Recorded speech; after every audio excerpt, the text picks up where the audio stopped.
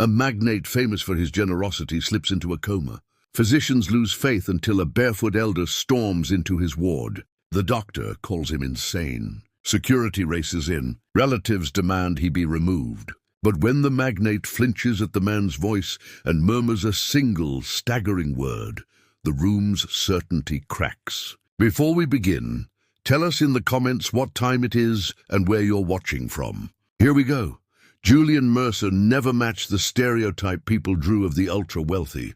At 46, stretched out in that sterile hospital bed in a pale blue gown, he looked delicate. Yet the life he'd led before the accident suggested otherwise. He was the rare rich man who rose for others, who shared credit, who gave in quiet without press releases. 2 months prior, a storm had savaged the city. Julian left his office late, umbrella flipping in the gale. On the curb, an old man sat, beard tangled, feet bare, his clothing soaked and torn. Most stepped around him. Julian stopped. He unbuttoned his bespoke coat and wrapped it about the stranger. "You'll catch your death out here," Julian said, steady, without drama. The man's eyes brightened. I'm Samuel."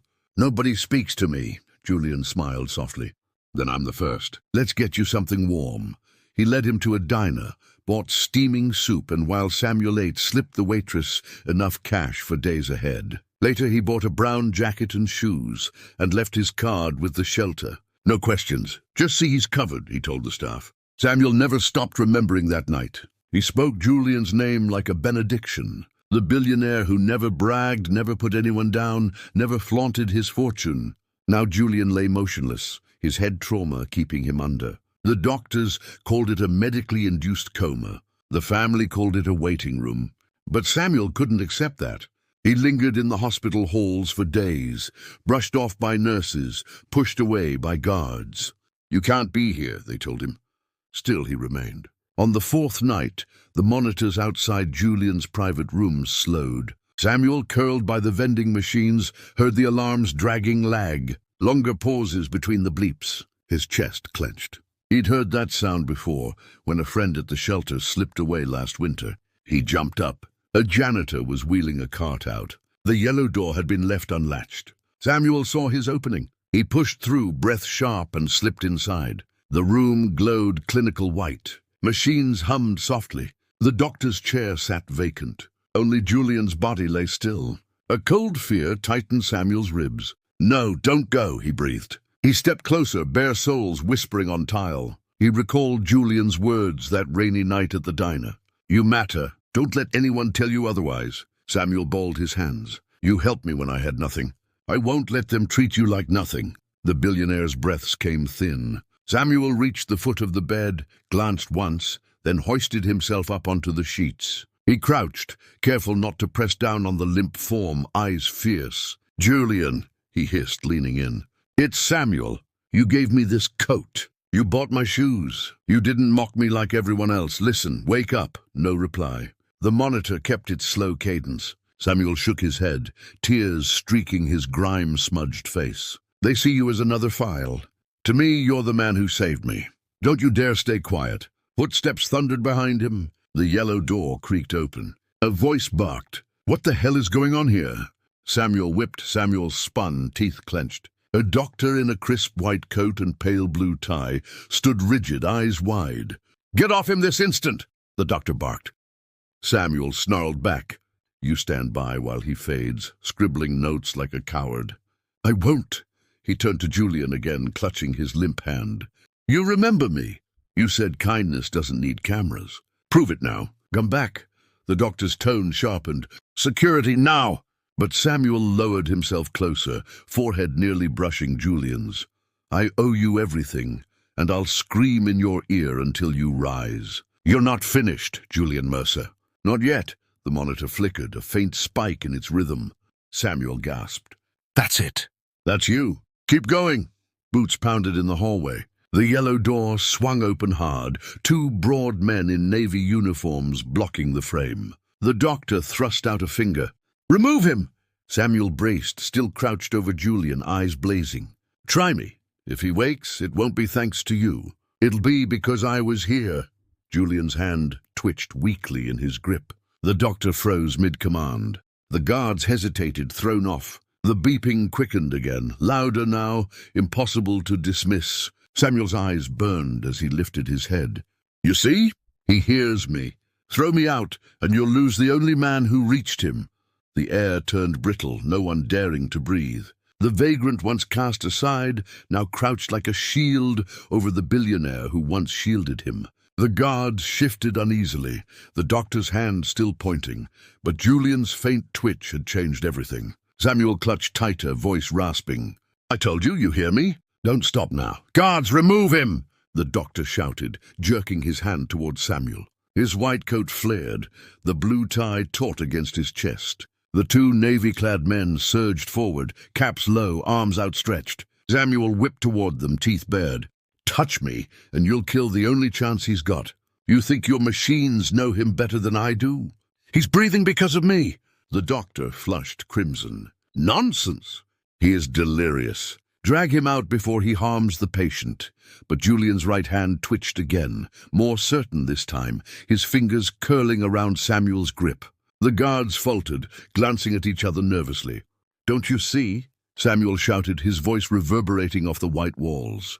"You're blind. This man, Julian Mercer, gave me life when I had nothing. Now I'm giving it back." A voice sliced the air from the side door. "What is happening here?" The door slammed wider. Graham Mercer, Julian's cousin and legal proxy, stormed inside. His polished watch flashed, his tailored suit immaculate. He froze at the scene, Samuel barefoot on the bed, clinging to Julian's hand. "You," Graham snarled, pointing with contempt, "who let this vagrant in?" "Remove him at once." The doctor bobbed his head eagerly. "I've been telling you. He's disrupting medical care." Samuel's voice cracked, raw with fury and plea. "You smug cowards. You'd rather let him rot than admit you're wrong. I'm not here to harm him. I'm here because he saved me first." Graham sneered, lip curling. "Saved you? My cousin would never lower himself to mingle with gutter trash." Samuel's chest rose and fell hard. With shaking fingers, he dug into the worn pocket of his brown jacket and pulled out a creased, folded photograph. His voice cut low, trembling but fierce. "You don't know him like I do. He found me starving in the rain. He wrapped me in this very jacket. He fed me, he told me I mattered. And you stand here pretending you're family." He extended the photo. Graham snatched it with a scoff, but when his eyes landed on the back, his smirk drained. The color bled from his face. In elegant script, he saw a handwriting he knew instantly, Julian's late mother's pen. "For Samuel. Thank you for watching over my boy." The guards exchanged a wary glance. The doctor's brows furrowed. "What is this meant to prove?" Samuel's eyes blazed. "It proves I've been here longer than you realize. His mother trusted me. Julian remembered me. That's why he helped me when he had no reason to. And now he's fighting to answer me." As if on cue, Julian's chest hitched, a faint sound breaking the sterile silence. Barely a whisper, but sharp enough to freeze every soul in the room. "Sam." The doctor's eyes widened. Graham stumbled back, stunned. Samuel leaned closer, tears carving through the grime on his cheeks. "Yes, Julian, it's me. I'm right here. Hold on. Don't you dare let go now." The monitor spiked, faster bursts jolting the quiet. The doctor rushed forward, pressing his stethoscope to Julian's chest, eyes darting from screen to patient. "He's responding, neurological activity, pupils reactive." He spun on the guards. "Don't touch him. Nobody lays a hand on him." The guards faltered, stepping back toward the yawning yellow door, faces pale. This can't be," Graham stammered, his voice cracking. "He hasn't spoken in weeks." The doctor shook his head, disbelief and awe mingling. "Not impossible. There are rare cases, familiar voice stimulation. But this is stronger." He recognized him. Julian's lips quivered again, forming a fragile word. "Father!" The room gasped as if struck. Guards froze, stiff. The doctor's chest locked mid-breath. Graham staggered like the floor tilted under him. "What?" His voice broke. "What did he say?" Samuel's throat clenched. He clutched Julian's hand, his whole body trembling. "You heard him, he knows. I was too much of a coward to claim it before. But he knows now. I'm his father."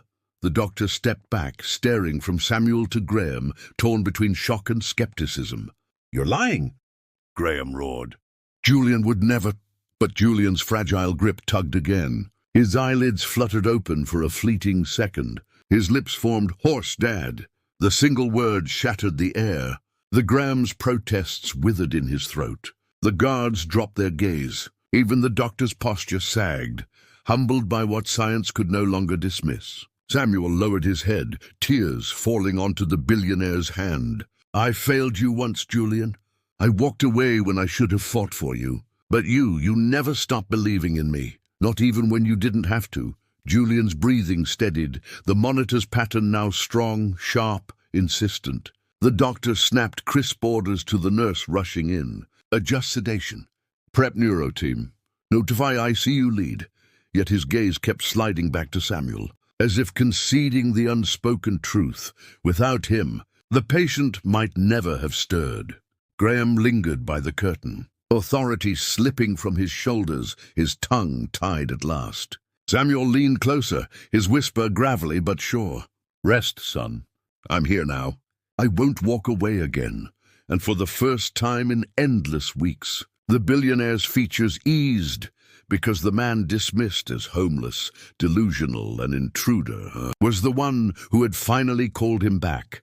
What would you do if the world tried to silence the only voice that could reach you? This story is a reminder. True kindness never dies. It returns when you least expect it. If this touched you, tap like, share it with someone who needs hope, and don't forget to subscribe for more powerful, true-to-life stories.